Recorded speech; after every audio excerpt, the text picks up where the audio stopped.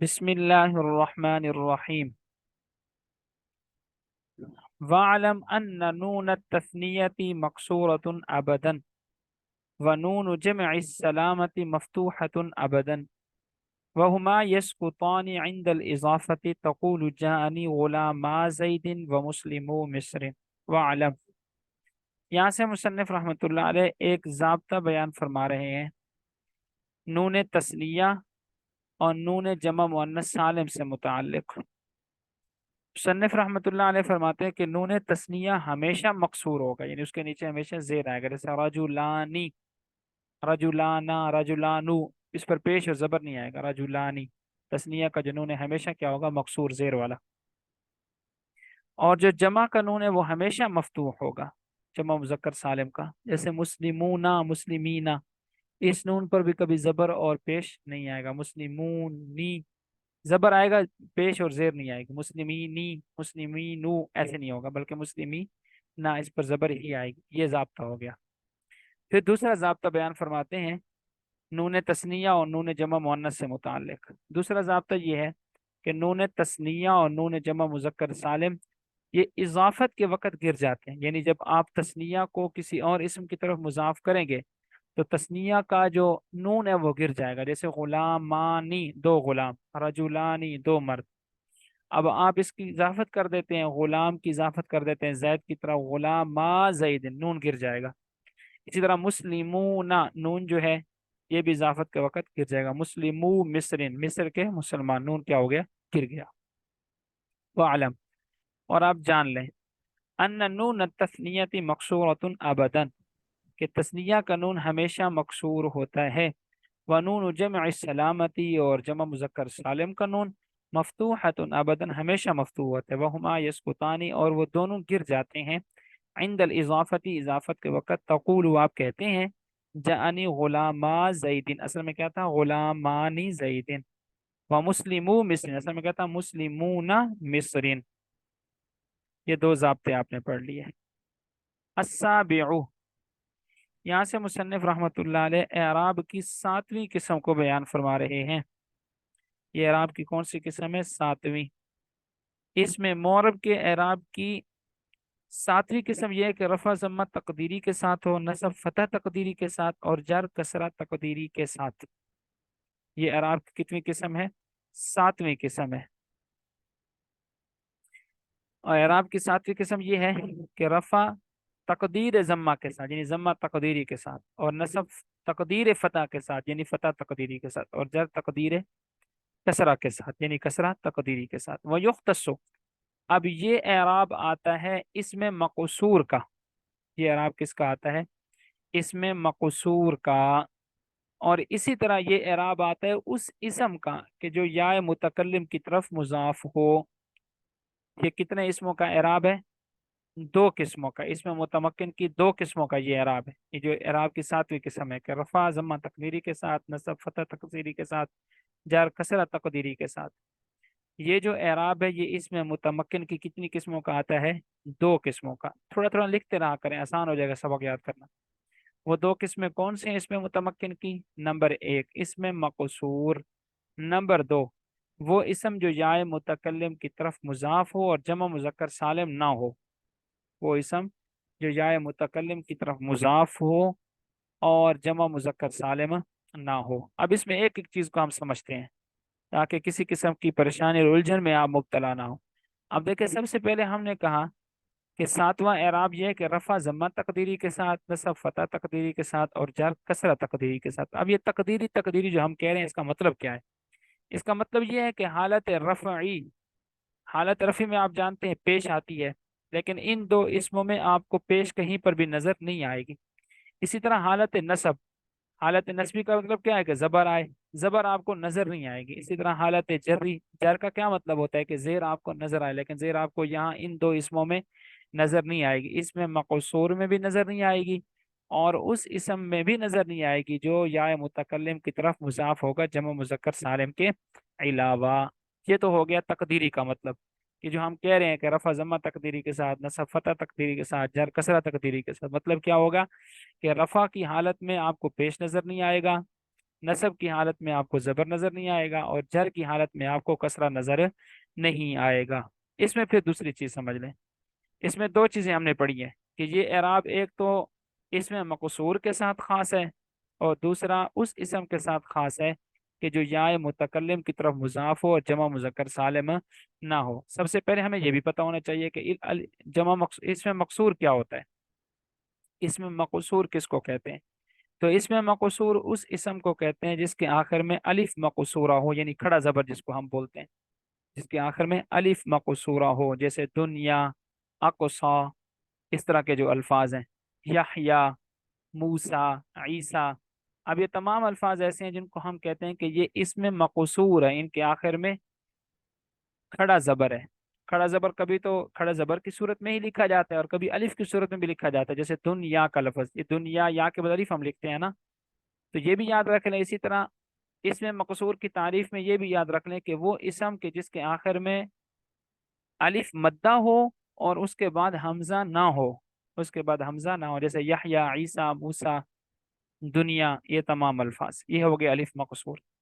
اب اس کے بعد آتے ہیں جی ایسا اسم جو یا متکلم کی طرف مضاف ہو، جیسے دیکھیں نا غلام، کتاب، اسی طرح کوئی اور الفاظ لگا، کراسہ کاپی کو بولتے ہیں، قلم۔ اب یہ سارے الفاظ جب یا متکلم کی طرف مضاف ہو جائیں گے تو یہ یوں ہو جائیں گے، کتابی، میری کتاب، غلامی، میرا غلام، قلمی، میری قلم، کراستی، میری کاپی۔ اب یہ جو الفاظ ہیں جب آپ ان اسموں کو یا متکلم کی طرف مضاف کرتے ہیں تو حالت رفع میں ان کا رفع پیش آپ کو نظر نہیں آئے گا، حالت نصبی میں آپ کو ان کا زبر نظر نہیں آئے گا، حالت جر میں اس کا کسرہ آپ کو نظر نہیں آئے گا۔ جیسے مثال آپ دیکھ لیں، جیسے آپ کہتے ہیں مثال کے طور پر کہ میرے پاس موسیٰ آئے، تو آپ کیا کہیں گے؟ جاءنی موسیٰ۔ اب موسیٰ کے آخر میں آپ کو الف ہی نظر آ رہا ہے، کھڑا زبر ہی نظر آ رہا ہے، حالانکہ دیکھیں موسیٰ یہاں پر فاعل ہے، اور فاعل کے اوپر کیا آتی ہے؟ پیش۔ یہاں پر اس کی پیش ہے لیکن وہ پیش تقدیری ہے، یعنی نظر نہیں آ رہی، بس ہم فرض کر لیں گے کہ اس کے اندر پیش تھی جو ہمیں نظر نہیں آتی، کیونکہ اس کا جو کھڑا زبر ہے وہ کبھی بھی تبدیل نہیں ہوتا۔ اسی طرح آپ مثال کے طور پر کہتے ہیں مررتو بی موسیٰ، میں موسیٰ کے ساتھ گزرا۔ آپ دیکھیں بی موسیٰ کے شروع میں با ہے، اور با جر دیتی ہے، لیکن موسیٰ پر آپ کو جر نظر آ رہی ہے؟ نہیں آ رہی۔ اسی طرح آپ کہتے ہیں جانی غلامی، میرے پاس میرا غلام آیا۔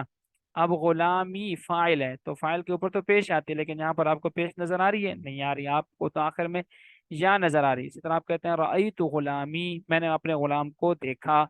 اب اس مثال میں بھی دیکھیں غلامی، یہ حالت نسبی ہے کیونکہ مفعول بھی ہے، اس کے اوپر زبر ہونا چاہیے تھا، لیکن زبر اس کا تقدیرن ہے، یعنی نظر آنے والا نہیں ہے، کیونکہ ان دو اسموں میں اعراب ظاہر ہی نہیں ہوتا۔ ان دو اسموں میں اسم مقصور اور وہ اسم جو جائے متکلم کی طرف مضاف ہو، ان دو اسموں میں اعراب ظاہر نہیں ہوتا۔ اب ترجمہ دیکھیں، السابع، اعراب کی ساتویں قسم، ان یکون الرفع، یہ کہ رفع ہو بتقدیر ضمتی، ضمہ تقدیری کے ساتھ، ون نصب اور نصب ہو بتقدیر الفتحتی، تقدیر فتح کے ساتھ، والجر اور جر ہو بتقدیر الکسرتی، تقدیر کسرہ کے ساتھ۔ وَيُخْتَصُّ بِالْمَقْصُورِ، یہ اعراب خاص ہے اس میں مقصور کے ساتھ، وَهُوَ، یہاں سے تعریف کر دی، وَهُوَ، اور وہ، یعنی اس میں مقصور ما وہ ہے کہ جس کے فی آخری ہی آخر میں الف مقصورت، الف مقصورہ، الف مقصورہ کس کو کہتے ہیں؟ ذہن میں رکھ لیں کہ اس الف کو کہتے ہیں جس کے بعد حمزہ نہ ہو یا کھڑا زبر بھی آپ اس کو بول سکتے ہیں، جیسے عصا اس کی مثال دی ہے، آپ اس کی مثال موسیٰ لے لیں، عیسیٰ لے لیں، یحییٰ لے لیں، دنیا لے لیں، یہ ساری اس میں مقصور کی مثالیں۔ وبالمضاف، اور یہ اعراب خاص ہے مضاف کے ساتھ، ایسا مضاف جو کس کی طرف مضاف ہو؟ الی یا المتکلم، یا متکلم کی طرف، غیر جمع المذکر سالم، اور وہ جو مضاف ہے جمع مذکر سالم نہ ہو، جو بھی ہم نے پڑھا ہے مسلمون، مؤمنون وغیرہ، ان کا اعراب آگے آ رہا ہے کہ جمع مذکر سالم جب یا متکلم کی طرف مضاف ہوتا ہے تو اس کا اعراب کچھ اور ہے، وہ آگے آ رہا ہے۔ کا غلامی، اب دیکھیں غلام جمع مذکر سالم نہیں ہے، غلام مفرد ہے نا، اور یہ جائے متکلم کی طرف مضاف ہو رہا ہے۔ تقول، آپ کہتے ہیں جاءنی العصا و غلامی۔ اب دیکھیں العصا فاعل ہے جا کا، لیکن اس کے آخر میں پیش نظر آپ کو نہیں آ رہی، غلامی یہ فاعل ہے جا کا، اور فاعل جو ہوتا ہے مرفوع ہوتا ہے، لیکن آپ کو اس کا رفع نظر نہیں آ رہا۔ رأیت العصا و غلامی، اب دیکھیں العصا اور غلامی مفعول بھی ہیں، اور مفعول بھی پر آپ جانتے ہیں کیا آتا ہے؟ زبر، لیکن زبر آپ کو ان دونوں میں نظر نہیں آ رہا۔ وَمَرَرْتُ بِالْعَصَا وَغُلَامِ، یہاں پر بھی دیکھیں العصا کے شروع میں با ہے، لیکن العصا کے آخر میں کوئی تبدیلی نہیں ہوئی، زیر نہیں آیا، غلامی کے آخر میں بھی زیر نہیں آیا۔ الثامن، یہاں سے مصنف رحمۃ اللہ علیہ اعراب کی 8ویں قسم کو بیان فرما رہے ہیں، اور اعراب کی 8ویں قسم یہ ہے کہ رفع تقدیر ضمہ کے ساتھ ہو، جر تقدیر کسرہ کے ساتھ ہو، اور نصب فتح لفظی کے ساتھ ہو۔ یعنی یہ جو اعراب ہے اس میں رفع پیش آپ کو نظر نہیں آئے گا، جر زیر آپ کو نظر نہیں آئے گی، لیکن نصب آپ کو نظر آئے گا، نصب جو ہوگا وہ آپ کو کیا ہوگا؟ نظر آئے گا۔ وَيُخْتَصُّ بِالْمَنْقُوصِ، یہاں سے مصنف رحمۃ اللہ علیہ اس میں متمکن کی اس قسم کو بیان فرماتے ہیں جس کے ساتھ یہ اعراب لگتا ہے۔ فرماتے ہیں اس میں متمکن میں سے جو اس میں منقوص ہے، اس میں متمکن میں سے جو اس میں منقوص ہے اس کے ساتھ یہ اعراب خاص ہے۔ اب اس میں منقوص کیا ہوتا ہے اس کو آپ نے یاد رکھ لینا ہے۔ اس میں منقوص اس اسم کو کہتے ہیں جس کے آخر میں یا ہو اور اس کا ماقبل مکسور ہو، جس کے آخر میں یا ہو اور اس کا ماقبل کیا ہو؟ مکسور، جیسے القاضی، اب دیکھیں آخر میں یا ہے، ماقبل ذات ہے، وہ اس کے نیچے زیر ہے۔ اسی طرح داعی، اب داعی آخر میں یا ہے، اس سے پیچھے زیر ہے عین کے نیچے۔ تو اب اس کا جو اعراب ہوگا رفع آپ کو نظر نہیں آئے گا، آپ یوں کہیں گے جاء القاضی، میرے پاس قاضی آیا، یہاں پر پیش نہیں پڑیں گے۔ اسی طرح آپ جب کہیں گے مررت بالقاضی، ایسے ہی اس کو پڑھیں گے، با کے بعد القاضی ایسے ہی آئے گا، اس کے نیچے زیر آپ ظاہر نہیں کریں گے۔ لیکن جب اس کو مفعول بھی آپ بنائیں گے، اس کو یا اس جیسے کسی بھی اسم کو، تو پھر اس کے زبر کو آپ ظاہر کریں گے، رأیت القاضیہ، یہاں پر زبر پڑیں گے۔ ٹھیک ہو گیا؟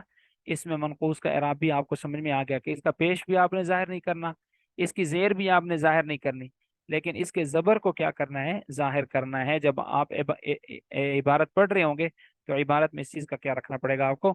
خیال، یعنی آپ کے ذہن میں ہوگا کہ یہ اس میں متمکن کی ایک قسم ہے، اس میں منقوص، اس کا اعراب کیسے آتا ہے؟ رفع تقدیر ضمہ کے ساتھ، جر تقدیر کسرہ کے ساتھ، لیکن اس کا جو زبر ہے، نصب ہے، وہ فتح لفظی کے ساتھ ہے، کہ فتح اس میں زبر جو ہے وہ لفظوں میں آپ کو کیا آئے گا؟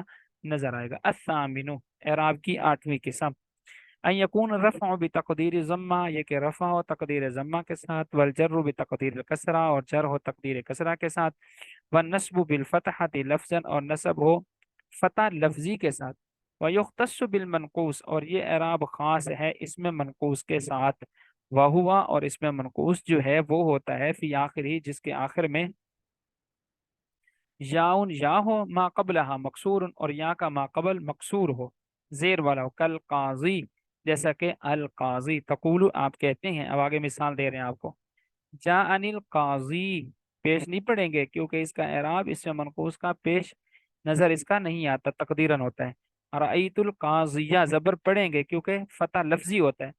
ومررت بالقاضی، زیر نہیں پڑھیں گے، یوں نہیں پڑھیں گے، بالقاضی، یوں نہیں پڑھیں گے، کیوں؟ اس میں منقوص ہے، اور اس میں منقوص کے آخر میں زیر نظر نہیں آتا۔ التاسع، یہاں سے مصنف رحمت اللہ علیہ اعراب کی 9ویں اور آخری قسم کو بیان فرما رہے ہیں۔ فرماتے ہیں اعراب کی 9ویں اور آخری قسم یہ ہے کہ رفع تقدیر واو کے ساتھ ہو، نصب اور جر یا لفظی کے ساتھ ہو۔ رفع جو ہے وہ تقدیر واو کے ساتھ، یعنی رفع ہوگا تو واو کے ساتھ، لیکن وہ واو آپ کو نظر نہیں آئے گا، لیکن نصب اور جر وہ یا کے ساتھ ہوگا، اور یا آپ کو نظر بھی آئے گا۔ وَيُخْتَصُّ بِجَمْعِ الْمُذَكَّرِ السَّالِمِ مُضَافًا إِلَى يَاءِ الْمُتَكَلِّمِ، یہاں سے مصنف رحمۃ اللہ علیہ اس میں متمکن کی وہ قسم بیان فرماتے ہیں جس کے ساتھ یہ اعراب خاص ہے۔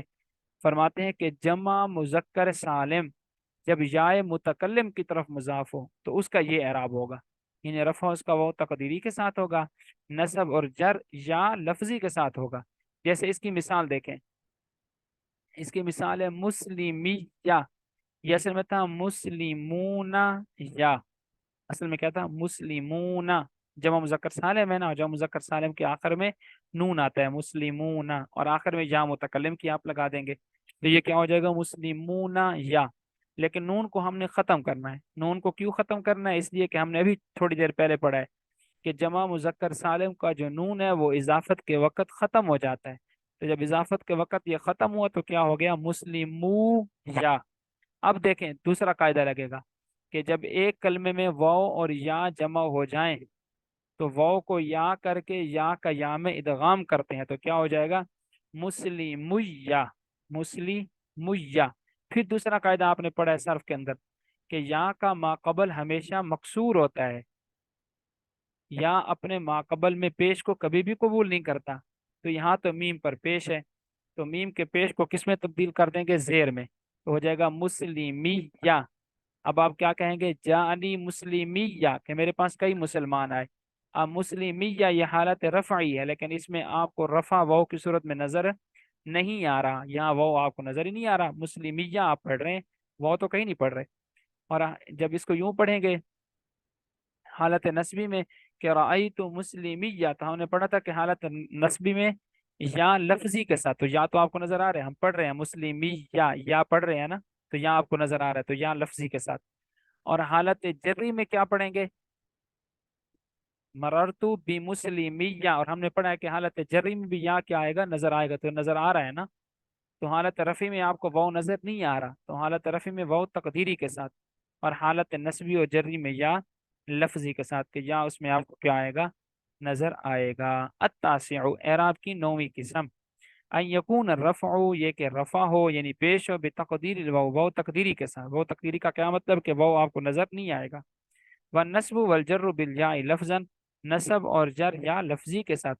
ویختص، اور یہ اعراب خاص ہے، بجمع المذکر سالم، جمع مذکر سالم کے ساتھ، جبکہ وہ مضاف ہو الی یا المتکلم، یا متکلم کی طرف۔ تقول، آپ کہیں گے جانی مسلمیہ تقدیرہ، اب یہ مسلمیہ کی اصل بیان فرما رہے ہیں کہ ایسے میں تھا مسلمویا، لیکن اس سے پہلے بھی آپ کو پتا ہونا چاہیے کہ مسلمویا بھی اصل میں کیا تھا؟ مسلمون یا، نون گر گیا اضافت کی وجہ سے، مسلمو یا ہو گیا۔ اجتماعت الواو والیاء، واو اور یا جمع ہو گئے، فی کلمت واحدہ، ایک کلمے میں، والاولی منہما ساکنۃ، ان میں سے پہلا جو ہے وہ ساکن ہے، مسلمو یا واو ساکن ہے نا، تو فقلبت الواو یا ان، تو واو کو یا سے تبدیل کیا، وادغمت الیاء فی الیاء، یا کا یا میں ادغام کر دیا، وابدلت الضمۃ بالکسرہ، اور ضمہ کو کسرہ سے تبدیل کر دیا، لمناسبت الیاء، یا کی مناسبت کی وجہ سے، کیونکہ یا اپنے سے پہلے پیش کو قبول نہیں کرتا، فصار مسلمیہ، تو یہ ہو گیا مسلمیہ۔ ورأیت مسلمیہ ومررت بمسلمیہ، یہ حالت نسبی کی مثال ہے، حالت نسبی میں یا لفظی کے ساتھ اعراب آتا ہے، تو یا آپ کو نظر آ رہا ہے۔ ومررت بمسلمیہ، اور حالت جری میں یا لفظی کے ساتھ اعراب ہوتا ہے، جس میں بھی آپ کو یا کیا آ رہا ہے؟ نظر آ رہا ہے۔